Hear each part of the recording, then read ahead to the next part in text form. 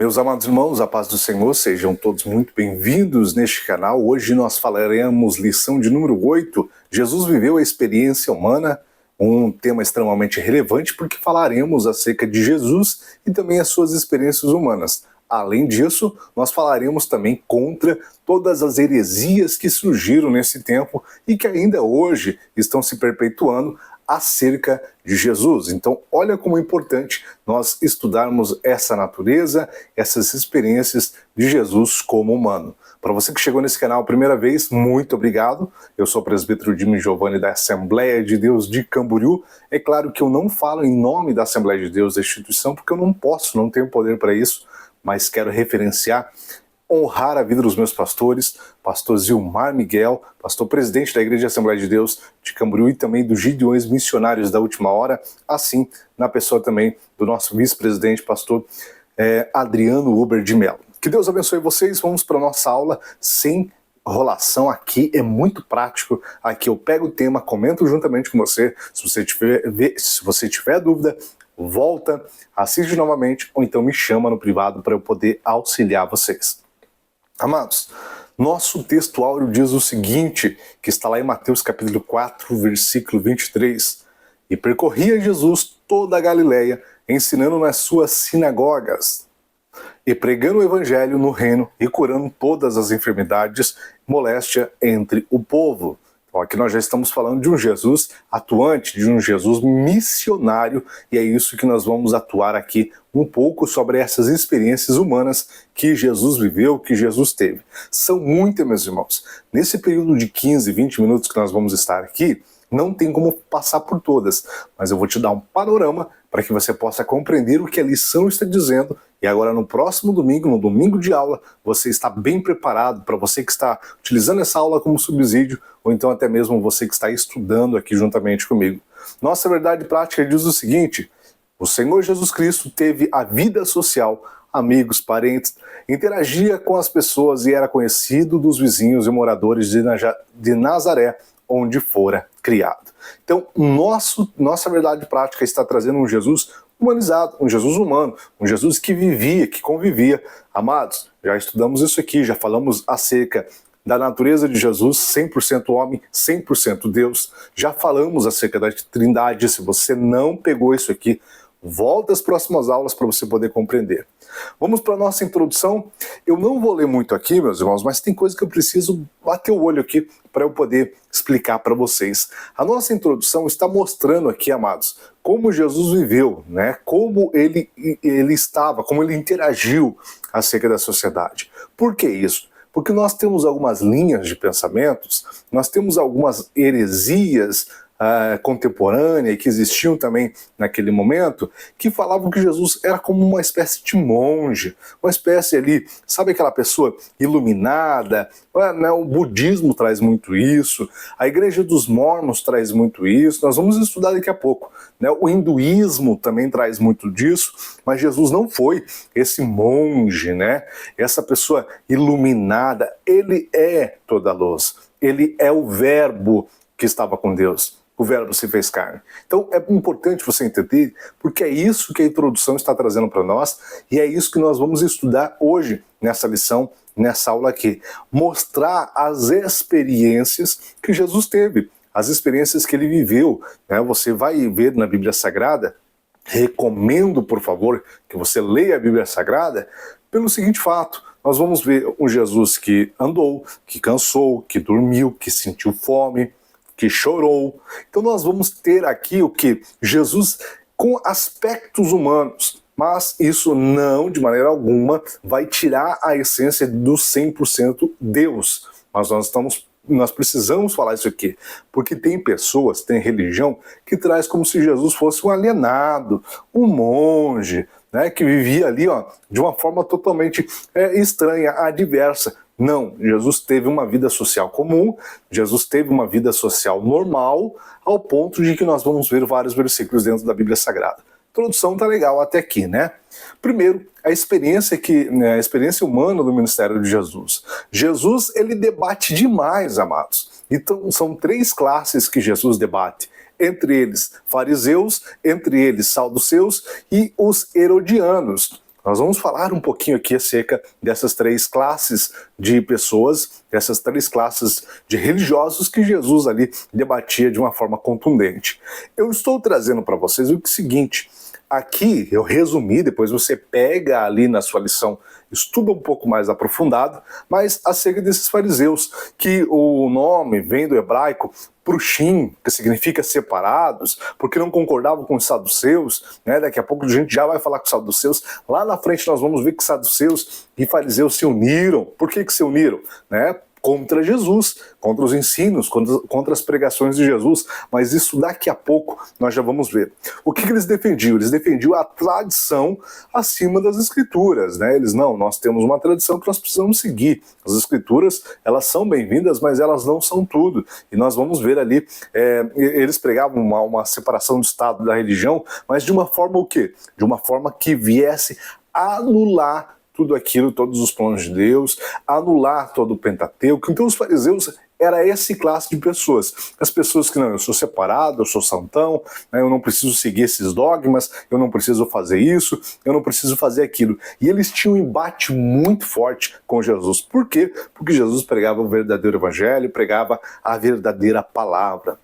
Já os saduceus, que vem do nome Zadok, né, que tinha um cargo, vinha de uma família do sumo sacerdote, lá desde o tempo de Salomão, depois você pode pegar essa referência ali em 1 Reis, capítulo 2, versículo 35, então nós vamos ver uma linhagem dos saduceus que vem agora do sumo sacerdote. Interessante isso, né? Era para ser uma linhagem que mais ajudaria Jesus nos tempos dele. Por quê? Porque era uma linhagem que conhecia os profetas, que tinha uma relação religiosa muito maior do que qualquer outro tipo de pessoas, mas eles vieram ser adversos a Jesus Cristo, eles vieram contra Jesus, porque também o que acontece? Eram como os fariseus, uma facção dentro do judaísmo. Se criou ali uma casta terrível para poder ali debater contra, para poder ali brigar. Já lá desde o tempo do judaísmo, esses saduceus já arrumavam confusão, já arrumavam briga, e com o tempo de Jesus não foi diferente. Por quê? Porque eles não acreditavam, eles não criam nas mensagens, nas pregações que Jesus trazia. Nós vamos ter aqui, muitos deles eram sacerdotes, exerciam forte influência do Sinédrio, eram inimigos mortais de Jesus, não podiam ouvir falar de Jesus. Lembra que eu falei ali, depois eles se uniram para os fariseus, né, superando todos os obstáculos, está escrito aqui para vocês, por quê? A fim de somar força, fariseus e saduceus contra Jesus. Olha só, como é que pode isso, né, meus irmãos? Nós estamos falando de um Deus, né, esse Deus através de uma pessoa humana, Jesus Cristo. Então, quando nós olhamos para Jesus, Jesus consegue ali, de uma forma muito simples, muito singela, arrumar confusão, mas não que Jesus estava arrumando confusão, é que os saduceus e os fariseus, eles não acreditavam na mensagem, na pregação de Jesus e iam forte contra ele ali, para poder de alguma forma tentar parar o evangelho de Cristo.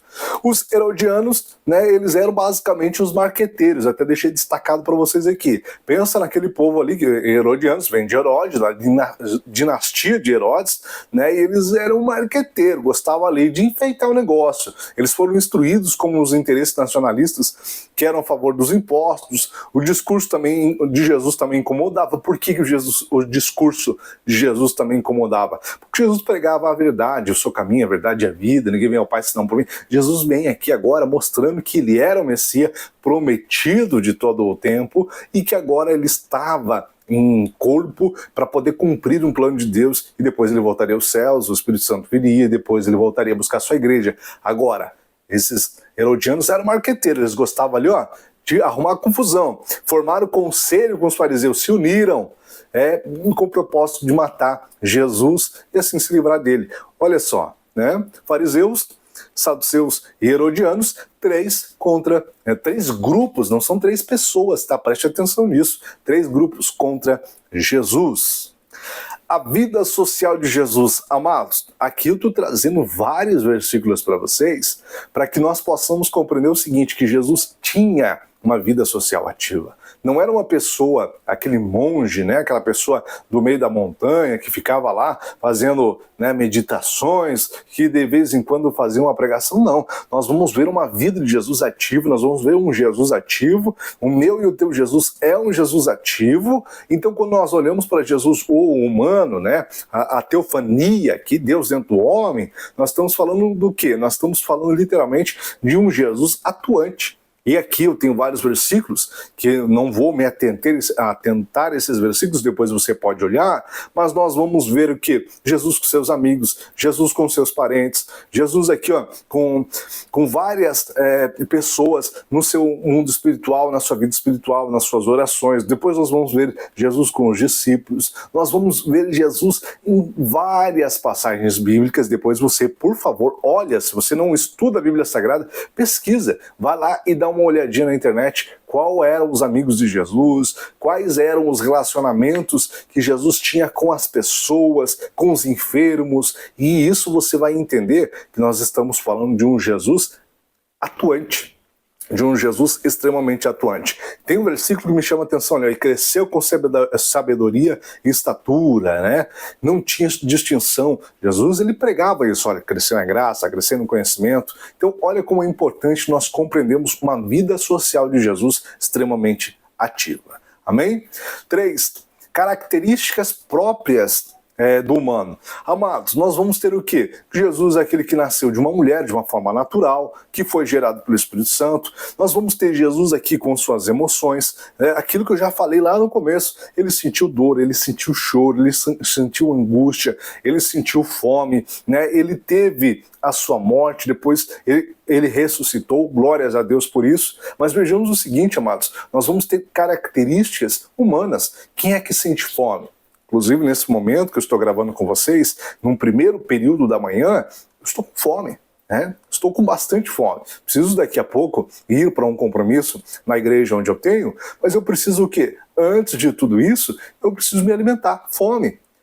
Eu não sei você, mas às vezes para eu acordar é complicado, um pouquinho difícil. Para dormir também, porque sinto fome, porque sinto sono, porque eu tenho sentimentos. Jesus é uma pessoa humana. Então esse Jesus, pessoa humana, 100% homem, 100% Deus, tá? Não estamos falando 50-50, nós não estamos falando de distinções aqui, pelo amor de Deus, eu acho que nós já superamos isso, mas nós estamos falando de um Jesus que ele teve todas essas características, e principalmente, nós temos um versículo aqui, ó, Lucas capítulo 4, versículo 1, depois você pesquisa ali, que ele dependia do Espírito Santo na oração, ele orava, ele clamava a Deus, ele buscava a Deus em oração. Ó, o sol está nascendo aqui, tá bom? O sol está nascendo. Vamos lá. 2. Heresias que negavam a humanidade de Jesus. Amados, nós vamos ter aqui ó, o aponilarismo, nós vamos ter a reação da igreja e nós vamos ter o monotelismo. Vamos voltando aqui ó, para esse apolinarismo. Se você não falar pausadamente, você vai se complicar. Então nós estamos falando de aponilarismo. O que é isso aqui, amados? É uma doutrina segundo Apolinário, né? E ele vai trazer o quê? Ele teria ocupar o lugar da alma e da encarnação, isso negando que Jesus tivesse espírito humano. O que significa isso aqui? Está dizendo, olha, Jesus não tem espírito humano. Jesus, ele foi encarnado de um ser, de um divino, de alguma coisa, então nós não estamos falando de um homem. Era isso que ele pregava, né? Olha, aqui, usando a linhagem teológica para você poder compreender, é um pouquinho complicado mesmo, então no primeiro momento não se assuste, não fica preocupado, não desespera, não chora, querido professor. Veja o seguinte, Apolinário aqui, ele utilizava vários elementos de um humano, mas ele estava dizendo, olha, é carne ou corpo. Né? Ele estava dizendo a alma de animal, sede dos desejos, paixões, apetites e opa, eu vou ter que cortar isso aqui, ó. Pneuma, alma racional. Vamos lá. Ele falava o quê? O que ele pregava? Ele dizia que teria que ocupar o lugar da alma na encarnação, como isso, negando que Jesus tivesse espírito humano. É como se um espírito qualquer se incorporasse de mim. Imagina que eu sou só...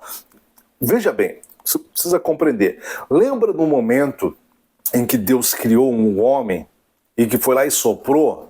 Primeiramente era um boneco, amém? Até aí tudo bem, lá no livro de Gênesis. Apenas um boneco de barro. Deus vai lá, sopra nas narinas e há fôlego de vida. O que esse homem estava pregando? Dizendo que Jesus ele não tinha espírito humano. Jesus, ele recebeu uma encarnação de alguém. Irmãos, a Bíblia não fala isso. Está extremamente equivocado quando nós falamos isso. Nós cremos num Deus que ele era homem, mas ele era Deus 100% Deus homem, 100% Deus divino. Não é isso que nós cremos, mas nós não cremos numa esvaziação do espírito humano como se fosse simplesmente um barro e alguém se empoderando dele. Nós não estamos falando disso. A Bíblia não prega isso, nós não cremos isso. E é isso que esse aponilarismo pregava, né? Heresia. Qual era a reação da igreja, irmãos? A igreja, ela é o quê? Estou trazendo para vocês algumas coisas do Novo Testamento, que ele também fala do corpo físico de Cristo, né? Ele também fala da alma.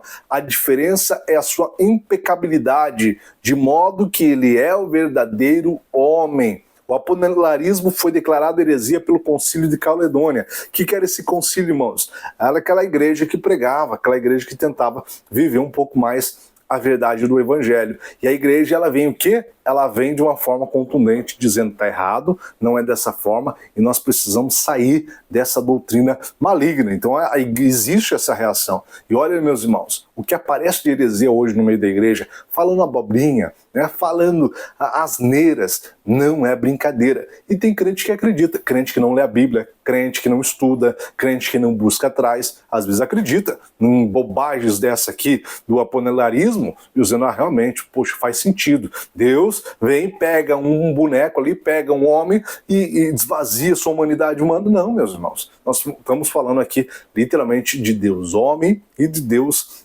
o Deus Filho, que são 100% homem, 100% Deus. Já no 3 aqui, meus irmãos, está dizendo o seguinte, como essas heresias se apresentam no dia de hoje. Amados, veja bem, né, a Bíblia vem trazendo para nós aqui aonde Jesus passou, aonde Jesus visitou, talvez com nomes um pouco diferentes, igual aqui a Fenícia, que é o atual Líbano, mas nós vamos ter várias doutrinas pregando. Tem doutrina pregando que Jesus esteve na Índia. A Bíblia não diz isso. Tem doutrinas aí, tem heresias pregando que Jesus esteve nos Estados Unidos. Pasmem, aqui no Brasil tem alguém chamado Henrique Cristo que diz que Jesus está no Brasil, né? Tem alguns que até brincam, o Papa é argentino, mas o Deus é brasileiro. Heresia, meus irmãos. É besteira. Quando nós olhamos para os nossos dias atuais, estão cheios de coisas. E olha quem prega isso. 2, visto que Jesus era alguém de comunidade, como comunidade. Lembra daquele esotérico, aqueles hinduístas, aquelas pessoas iluminadas? Heresia. É heresia, extremamente heresia, que está aqui na nossa lição, que está trazendo para nós. Está relacionando Jesus como sendo um ser iluminado, como ser... Não estou falando da divindade poderosa de Cristo sendo toda a luz que nos ilumina. Não é isso que está falando. Está dizendo aquela pessoa iluminada, aquela pessoa paz e amor. Não é isso. A Bíblia não diz isso. Então é heresia quando nós olhamos e vemos os evangelhos contrapor o que essas heresias hoje estão nos pregando. Amados, para nós entrarmos na conclusão, nós precisamos entender o seguinte, poder compreender que nós precisamos debater todas essas heresias que vêm de uma forma terrível, tentando nos tirar a bênção, tirando a paz, fazendo com que heresias entrem dentro da igreja, mas eu e você precisamos ser firmes. Querido professor, quando você for dar aula, querido aluno, quando você estiver ouvindo a palavra de Deus, não saia com dúvida, pergunta. Por quê? Porque estão cheias de pregações, de doutrinas que são antibíblicas, mas eu e você precisamos estar diante da presença de Deus. E a nossa introdução diz que é nosso compromisso seguir o exemplo de Jesus no relacionamento com as pessoas. É importante que nunca nos esqueçamos os pontos essenciais da presente lição sobre a verdadeira identidade do Senhor Jesus. Ele é o Deus verdadeiro em toda a sua plenitude, igual ao Pai. E como homem, em toda a sua plenitude, viveu e andou entre nós, seres humanos. Meus irmãos, que Deus te abençoe de uma forma especial, que a graça de Cristo possa estar contigo. Se você ficou com dúvida, pergunta. Se você não é inscrito, se inscreva no canal, me ajuda, vamos juntos, porque Deus está no controle. Lembre-se, a oração é a força que move a igreja.